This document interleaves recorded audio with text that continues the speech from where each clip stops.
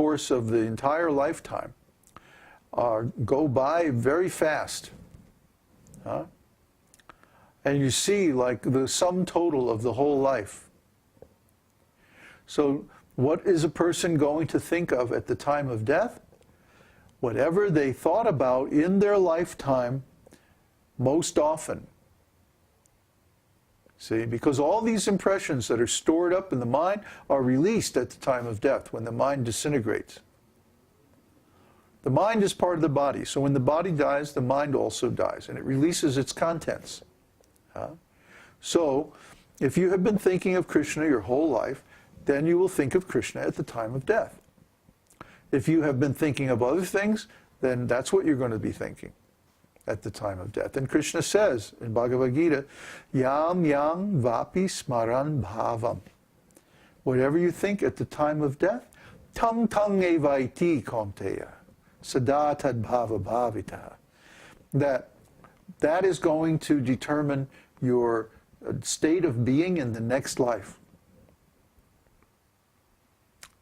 So if you're always thinking of Krishna in this whole life, then at the end of life you will automatically think of Krishna.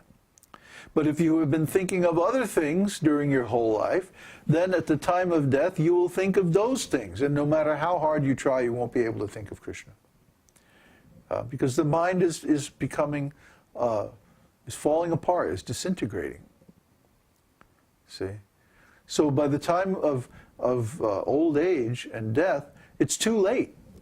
Whatever mental habits that you have already created in your lifetime, those are going to be how you think at the time of death. You cannot change those habits when you're old. It's too late. You have to change those habits ideally from the very beginning of life. Establish the habit of thinking of God, of thinking of Krishna. And the best way to do that is to chant His holy name incessantly. So that's how we also reach this transcendental position, simply by chanting Krishna's holy name. And you can also do that. Anybody can do that. Nothing is stopping you except your own lack of will, your own lack of understanding of how this whole process works and what's going to happen at the time of death. So, let's continue. Friendship. As far as friendship is concerned, those high-grade devotees who are almost like Krishna are considered to be great authorities in the modes of friendly relations with the Supreme Personality of Godhead. On that friendly platform, there are different kinds of laughing and joking conversations.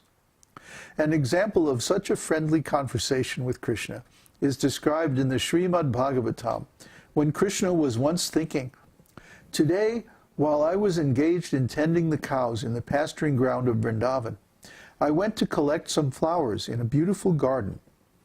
At that time, my friends, the cowherd boys, were unhappy even to tolerate a 2-minute separation from me. And when they found me, there was competition between us to see who could touch the other first with the flowers we had in hand." One friend criticized Krishna thus, "My dear Damodar, although you have been defeated by Sridama and have become sufficiently minimized in strength, by a false expression of strength, you have somehow covered your shameful condition of defeat." These are joking words, in the mood of friendly chivalry. Parenthood or superiority. When Mother Yashoda heard that Krishna's cows were being forcibly moved by the strong servants of Kamsa, and that the tender cowherd boys were trying to protect their cows, she began to think, "How can I protect these poor boys from the invasion of Kamsa's servants?" This is an instance of a superior attitude in a devotee. As soon as Mother Yashoda found her son Krishna returning from the pasturing ground, she immediately began to pet him, touching her fingers to the cheeks of the Lord. In other words, she treated him just like her son, just like her boy. Conjugal love. Above even the humor of love between Krishna and his parents is the relationship of conjugal love. The Lord and the young gopis exhibit this in different ways, glancing, moving the eyebrows, speaking very sweet words, and exchanging smiles. There is a statement in Govinda Vilasa to this effect. Srimati Radharani was looking for Krishna very anxiously and almost disappointedly.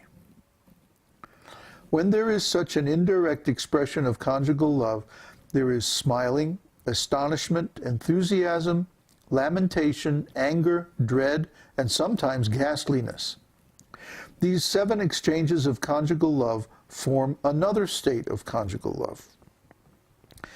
In a direct relationship of conjugal love, there is laughter, astonishment, chivalry, lamentation, anger, and dread, but there is no ghastliness. These expressions are considered to be great reservoirs of pleasure.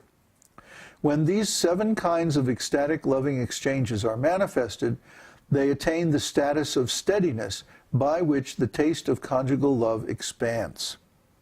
So in other words, when Krishna and his lovers are separated, then they're going through these different stages of smiling, astonishment, enthusiasm, lamentation, anger, dread, and sometimes ghastliness.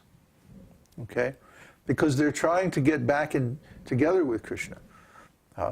They experience so much pleasure when they're with Krishna that the separation from Krishna is almost intolerable. So they constantly make efforts to get back together with Krishna. Then when they do get in touch with Krishna, there is laughter, astonishment, chivalry, lamentation, anger, and dread, but no ghastliness. That's because in touch with Krishna, there's no death, there's no lamentation, there's really no inconvenience of any kind. So the devotees, especially the devotees in conjugal love, want to be together with Krishna at all times. And their suffering when they're apart from Krishna is a tremendous impetus to their devotional service. So this separation actually makes their devotional service sweeter and stronger. So, this is a very detailed analysis of the 5 sthāyi bhavas.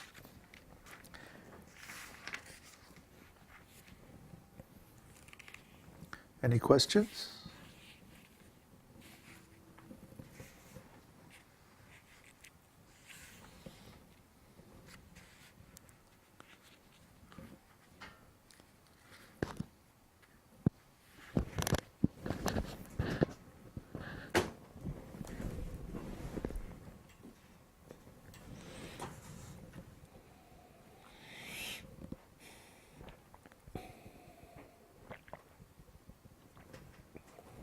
Babaji, in the first part, there's not a mention of servitorship by itself. Where? Is in the first what we part. just read, beginning of the chapter 32.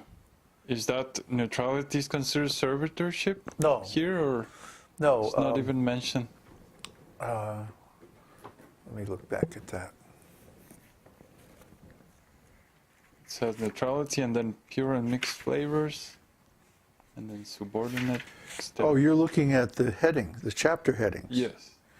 But just in the 2 sentences above that, neutrality, it says these selfless symptoms can again be divided into 5: neutrality, servitude, fraternity, parenthood, and conjugal love. So it's mentioned there. The point in the first 2 paragraphs is that selfish love is not acceptable as pure devotional service. That's considered a contradictory symptom. Like that of the hunchback woman. Yeah, I was just thinking Kubja, yeah. Kubja is a good example. She wanted to benefit from her connection to Krishna. She became a very popular prostitute and was making lots of money because of her connection with Krishna.